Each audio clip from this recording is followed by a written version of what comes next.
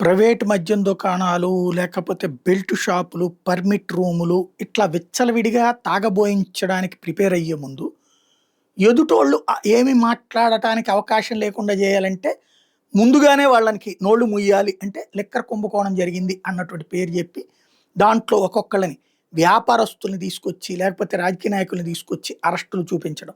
ప్రభుత్వ మద్యం దుకాణాలు పెడితే అందులో కుంభకోణం జరిగిందంటారు. ప్రైవేటునును బెల్టు ఇప్పుడు కల్తీ మద్యం దొరికినా గూడా లేదంటుంటారు. అట్లాంటి లిక్కర్ కుంభకోణం వ్యవహారంలో చెవిరెడ్డిని టార్గెట్ చేసుకున్నట్టే వాళ్ళ రాజకీయ శత్రువుని టార్గెట్ చేసుకున్నారు. అందులో చెవిరెడ్డి కొడుకుని కూడా అరెస్ట్ చేయడానికి ప్రిపేర్ అవుతున్నటువంటి వేళ తను హైకోర్టులో వేస్తే మొన్ననే బెయిల్ పిటిషన్ కొట్టేస్తే సుప్రీంకోర్టుకి వెళ్తే సుప్రీంకోర్టు అతని అరెస్ట్ మీద స్టే ఇచ్చింది 4 వారాల పాటు. ఈ 4 వారాల్లో ప్రభుత్వం తన వాదనని వినిపించమని అని చెప్పి అఫిడవిట్ వేయమని. ఆ తర్వాత ఆ వాదన అఫిడవిట్‌ని తీసుకొని ఇంకో 2 వారాల్లోపు కౌంటర్ వేయమని మోహిత్ రెడ్డికి ఆదేశాలు ఇచ్చింది.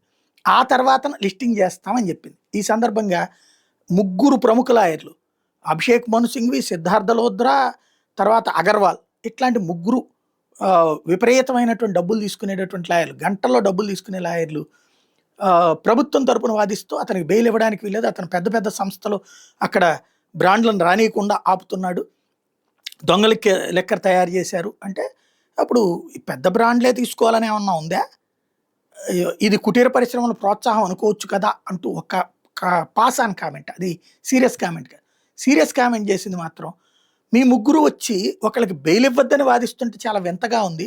ఇప్పటిదాకా భారతదేశంలో ప్రముఖ నేరస్తుల తరపున ప్రముఖ నేర అభియోగాలు ఎదుర్కొనేటటువంటి వాళ్ళ పట్ల అలాంటి తీవ్రమైనటువంటి మోసగాళ్ళ వ్యవహారాల్లో మీరే వాళ్ళకి బెయిల్ ఇవ్వమని వాదించేవాళ్ళు మా దగ్గరికి వచ్చి ఇప్పుడు ఇతనికి బెయిల్ ఇవ్వద్దని వాదిస్తున్నారు. ఇదేదో వింతగా ఉందని చెప్పి కోర్టు అతనికి అరెస్ట్ మీద స్టే విధించింది.